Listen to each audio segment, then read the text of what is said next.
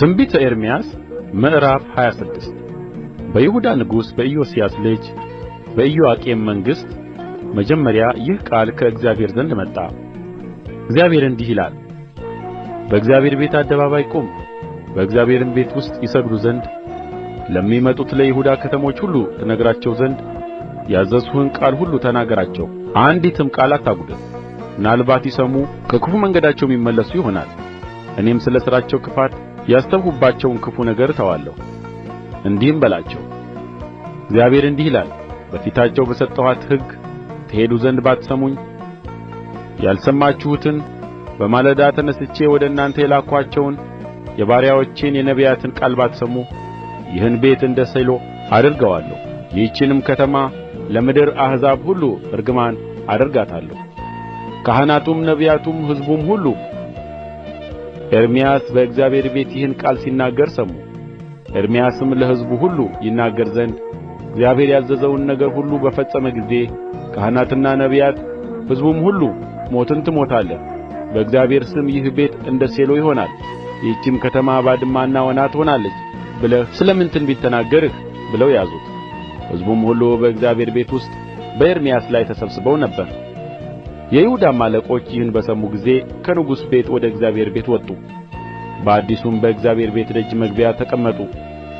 ካህናቱና ነቢያቱም ለአለቆቹና ለሕዝቡ ሁሉ በጆሮአችሁ እንደ ሰማችሁ በዚህች ከተማ ላይ ትንቢት ተናግረዋልና ይህ ሰው ሞት የሚገባው ነው ብለው ተናገሩ። ኤርምያስም ለአለቆችና ለሕዝቡ ሁሉ እንዲህ ብሎ ተናገረ። በሰማችሁት ቃል ሁሉ በዚህች ቤትና በዚህች ከተማ ላይ ትንቢት እናገር ዘንድ እግዚአብሔር ልኮኛል። አሁንም መንገዳችሁንና ሥራችሁን አሳምሩ፣ የአምላካችሁንም የእግዚአብሔርን ቃል ስሙ። እግዚአብሔርም የተናገረባችሁን ክፉ ነገር ይተዋል። እኔ ግን እነሆ በእጃችሁ ነኝ። በዓይናችሁ መልካምና ቅን የመሰለውን አድርጉብኝ። ነገር ግን ይህን ቃል ሁሉ በጆሮአችሁ እናገር ዘንድ በእውነት እግዚአብሔር ወደ እናንተ ልኮኛልና ብትገድሉኝ ንጹሕ ደምን በራሳችሁና በዚህች ከተማ በሚኖሩባትም ላይ እንድታመጡ በእርግጥ እወቁ። አለቆቹና ሕዝቡም ሁሉ ለካህናትና ለነቢያት ይህ ሰው በአምላካችን በእግዚአብሔር ስም ተናግሮአልና ሞት አይገባውም አሉ። ከአገሩ ሽማግሌዎችም ሰዎች ተነሥተው ለሕዝቡ ጉባኤ ሁሉ እንዲህ ብለው ተናገሩ። ሞሬታዊው ሚክያስ በይሁዳ ንጉሥ በሕዝቅያስ ዘመን ነቢይ ነበረ። ለይሁዳም ሕዝብ ሁሉ የሠራዊት ጌታ እግዚአብሔር እንዲህ ይላል፣ ጽዮን እንደ እርሻ ትታረሳለች፣ ኢየሩሳሌምም የፍርስራሽ ክምር ትሆናለች፣ የቤቱም ተራራ እንደ ዱር ከፍታ ይሆናል ብሎ ተናገረ። በውኑ የይሁዳ ንጉሥ ሕዝቅያስና ሕዝቡ ሁሉ ገደሉትን? በውኑ እግዚአብሔርን አልፈሩምን? ወደ እግዚአብሔርስ አልተማለሉምን? እግዚአብሔርስ የተናገረባቸውን ክፉ ነገር አይተውምን? እኛም በነፍሳችን ላይ ታላቅ ክፋት እናደርጋለን። ደግሞም በእግዚአብሔር ስም ትንቢት የተናገረ አንድ ሰው ነበረ። እርሱም የቂርያትይዓሪም ሰው የሸማያ ልጅ ኦርዮ ይባል ነበር። በዚህችም ከተማ በዚህችም ምድር ላይ እንደ ኤርምያስ ቃል ሁሉ ትንቢት ተናገረ።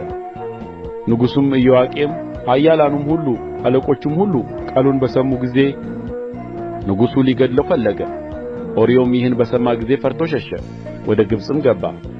ንጉሡም ኢዮአቄም የአክቦርን ልጅ ኤልናታንን ከእርሱም ጋር ሌሎችን ሰዎች ወደ ግብጽ ላካቸው። ከግብጽም ኦርዮን አውጥተው ወደ ንጉሡ ወደ ኢዮአቄም ይዘውት መጡ። እርሱም በሰይፍ ገደለው፣ ሬሳውንም ክቡራን ባልሆኑ ሰዎች መቃብር ጣለው። ነገር ግን በሕዝቡ እጅ እንዳይሰጥና እንዳይገድሉት የሳፋን ልጅ የአኪቃም እጅ ከኤርምያስ ጋር ነበረች።